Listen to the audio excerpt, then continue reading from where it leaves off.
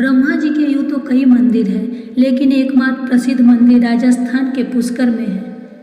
शैव और शाक्त आगमन संप्रदायों की तरह ही ब्रह्मा की उपासना का भी एक विशिष्ट संप्रदाय है, जो वैखासन संप्रदाय के नाम से प्रसिद्ध है। माध्य संप्रदाय के आदि आचार्य भगवान ब्रह्मा ही माने जाते हैं, इसलिए उडुपी आदि मुख्य मध्य पीठों में इनकी पूजा आराधना की विशेष परंपरा है। देवताओं तथा असुरों की तपस्या में प्रायः सबसे अधिक आराधना इन्हीं की होती है, लेकिन प्रचलित समाज में इनकी पूजा कोई नहीं करता और न ही इनके नाम का कोई व्रत या त्यौहार है। आखिर ऐसा क्यों है?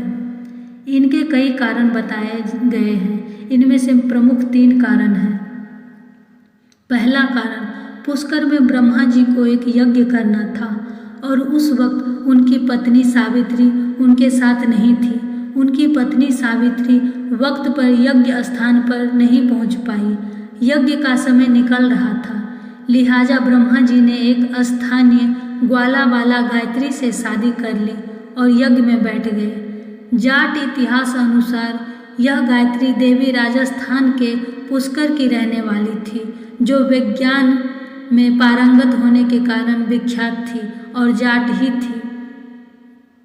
सावित्री थोड़ी देर से पहुंची, लेकिन यज्ञ में अपनी जगह पर किसी और औरत को देखकर गुस्से से पागल हो गई। उन्होंने ब्रह्मा को श्राप दिया कि आप जाओ, इस पृथ्वी लोक में तुम्हारी कहीं पूजा नहीं होगी।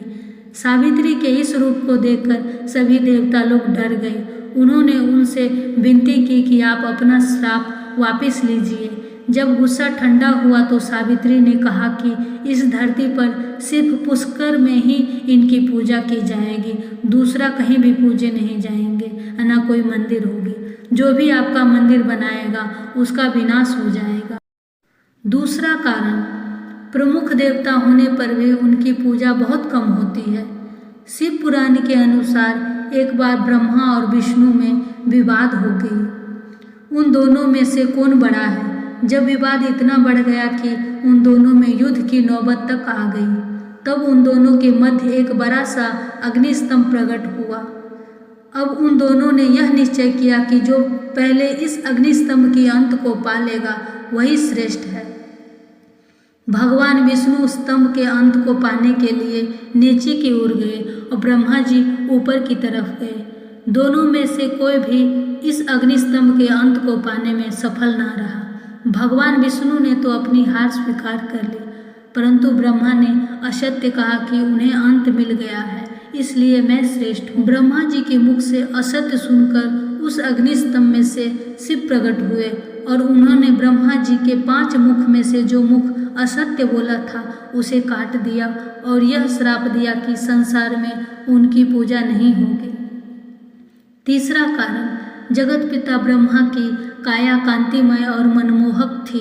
उनके मनमोहक रूप को देखकर स्वर्ग अप्सरा मोहिनी काम सक्त हो गई और वह समाधि में लीन ब्रह्मा जी के समीप ही आसन लगाकर बैठ गई। जब ब्रह्मा जी की तांत्रा टूटी तो उन्होंने मोहिनी से पूछा, देवी आप स्वर्ग का त्याग कर मेरे समीप क्यों बैठी है? मोहिनी ने कहा, हे ब्रह्मदेव, मेरा तन और मन आपके प्रति प्रेमक्त हो रहा है, कृपया आप मेरा प्रेम स्वीकार करें। ब्रह्मा जी मोहिनी के काम भाव को दूर करने के लिए उसे नीतिपूर्ण ज्ञान देने लगे, लेकिन मोहिनी ब्रह्मा जी को अपनी ओर आसक्त करने के लिए कामुक अदाओं से रिझाने लगी। ब्रह्मा जी उसके मोह पाश से बचने के लिए अपने इष्ट हरि को याद करने लगे। उसी समय सप्तऋषियों का ब्रह्मलोक में आगमन हुआ। सप्तऋषियों ने ब्रह्मा जी के समीप मोहिनी को देखकर उनसे पूछा, यह स्वरूपवती अप्सरा आपके साथ क्यों बैठी है?